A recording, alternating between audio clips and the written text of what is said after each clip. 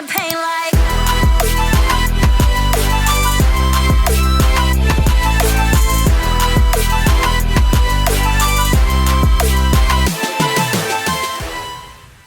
Hey guys, dearyoongi here, and welcome back to my channel. In today's video, we're going to be discussing some things K-pop stans do that I personally would not do. I want to preface this list by saying not all of these are necessarily bad things, but I do have my reasons for why I personally would not do them, which I will explain in this video. Okay, without further ado, let's get started. First up in the list of things K-pop fans do that I wouldn't do is engage in fan wars. I understand fully how tempting it can be to get involved with fan wars, trust me, especially when you see somebody talking smack about a group you like on social media, such as TikTok or Twitter, but I promise, take it from somebody who has been on stan Twitter for quite a while, these fan wars are always a huge waste of your time and energy, and you will most likely achieve nothing from them. All they do is cause you stress and frustration and leave you feeling pretty rubbish. For as long as I have been into K-pop, there has always been fan wars between fandoms, and I'm not sure if that's ever going to change. I don't think they're going anywhere, and your personal peace is worth so much more than getting into conflict with a stranger on the internet who most of the time is just trying to get a rise out of you. Another issue with fan wars from multi-fandom people such as myself, and I'm sure many will have also been in this same position, the fan wars are often between multiple fandoms which you are a part of. So for example, I remember in my earlier K-pop fan days, the common fan war was always between EXO-L's EXO fans and ARMY's BTS fans. But I love both groups and I'm a part of both fandoms, so even if I wanted to get involved, I would not feel comfortable picking a side. But fortunately,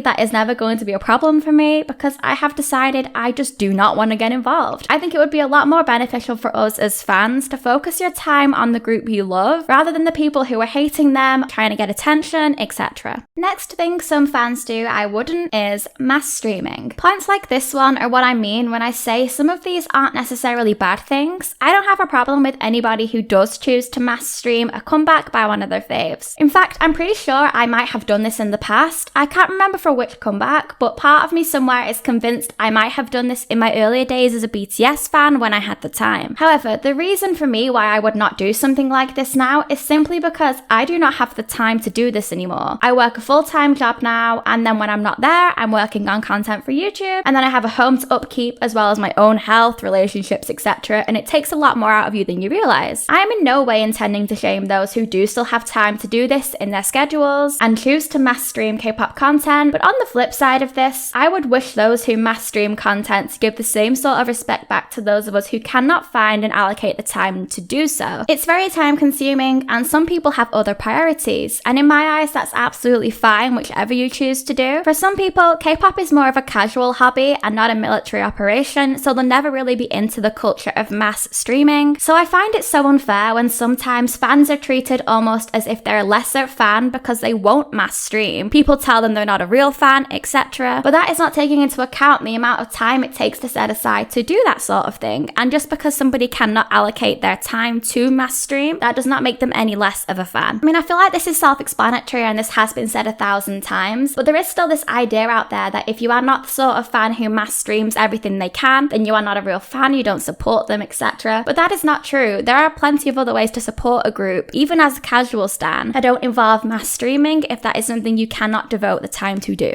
Okay, moving on. Another thing some K-pop stans do that I would never do is wait for an artist at the airport. I feel like anybody who has ever been on a long-haul flight will understand exactly why I have chosen to include this one. It may not be obvious, because K-pop idols especially handle it so well.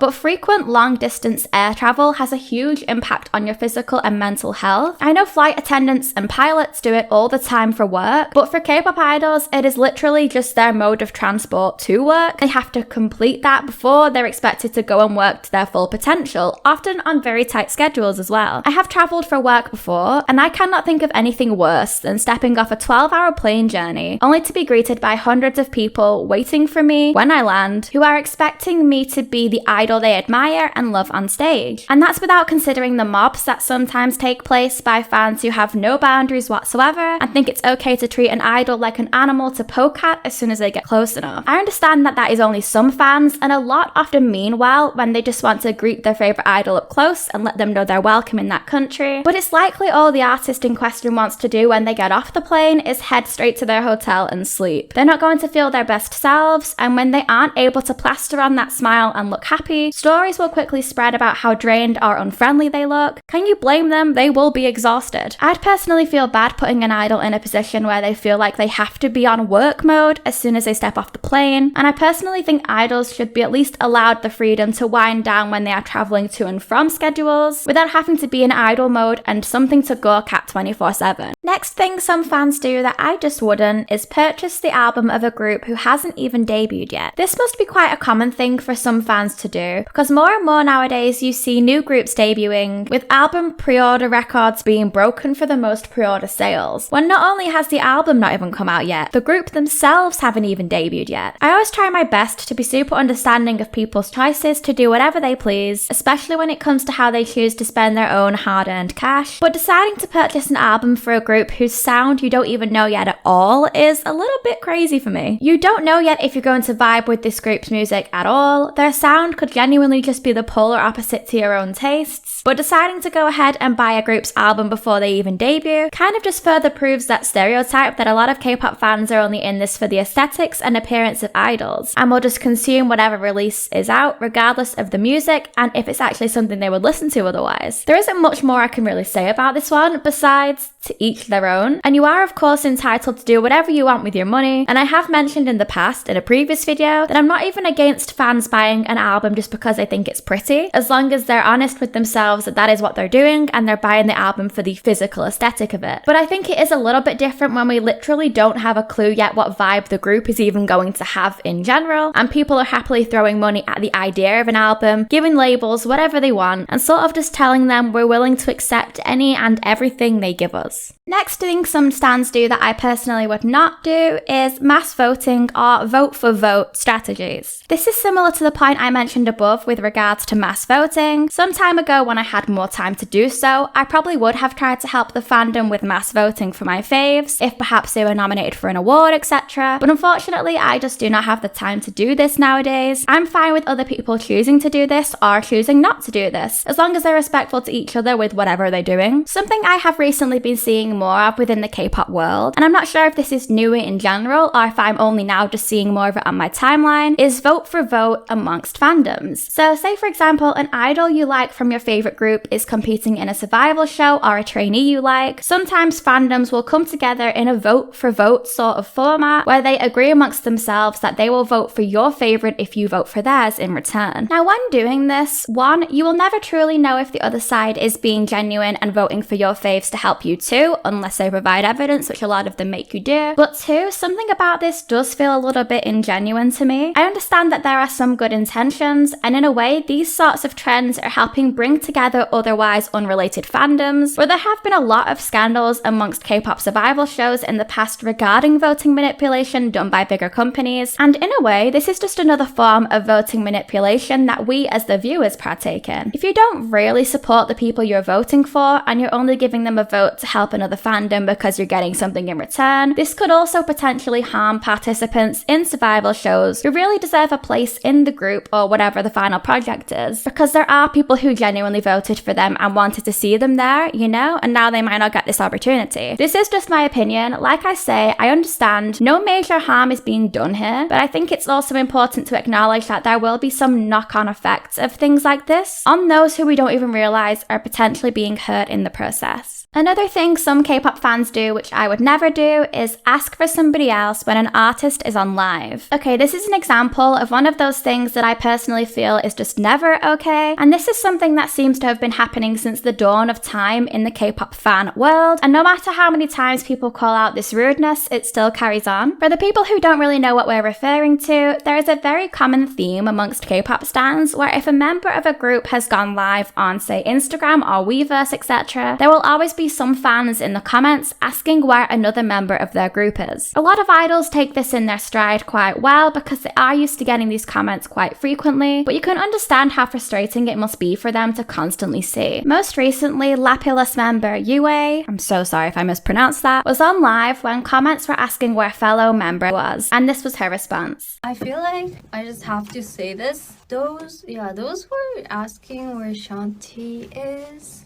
I'm pretty sure in the Philippines, if you guys are actually really interested about us, but I don't know, I just kind of hope that the other members don't understand what that means when you guys ask where Shanti is. I mean, I'm glad you guys are very caring about where she is, but you guys can focus on me too.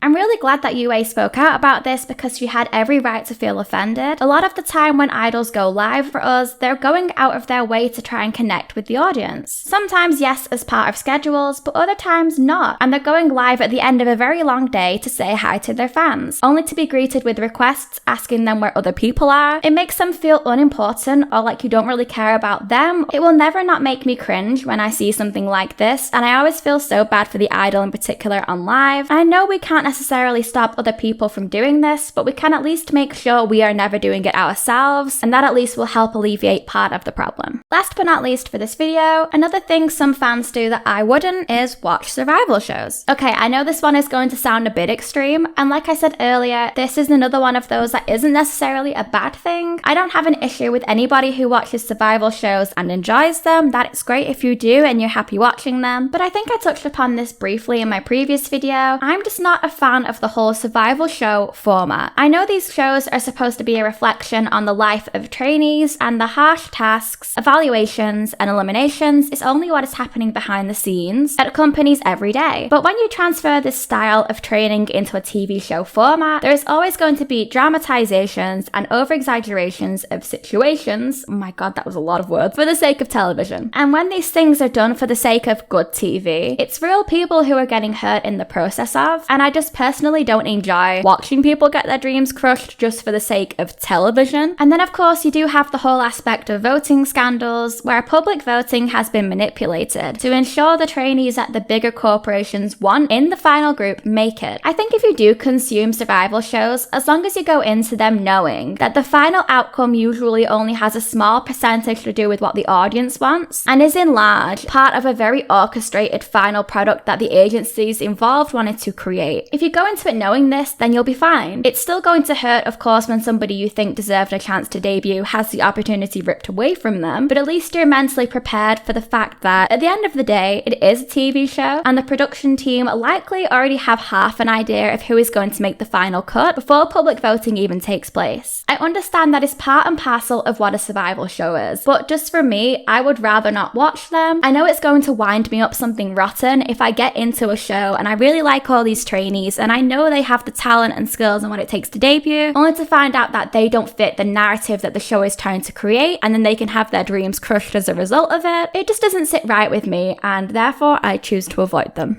Okay guys, and that was it for today's video. Thank you so much for watching if you got this far. I would love to hear your thoughts in the comments on any of these. Do you agree, or are there any other things that you as a fan would never do? And if you enjoyed this video, please give it a thumbs up. If you're new here and haven't yet subscribed, please hit the subscribe button down below and turn on the notification bell. That should hopefully let you be the first to hear whenever I upload, and I will see you next time. Bye guys!